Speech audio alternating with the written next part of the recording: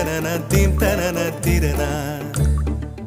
நடந்தால் ஆறு எழுந்தால் அருவி நின்றால் கடலல்லோ, சமைந்தால் குமரி மணந்தால் மனைவி பெற்றால் தாயல்லோ. சிறு நதிகளே நதியிடும் கரைகளே கரை தொடும் நுரைகளே நுரைகளில் இவள் முகமே. சிறு நதிகள்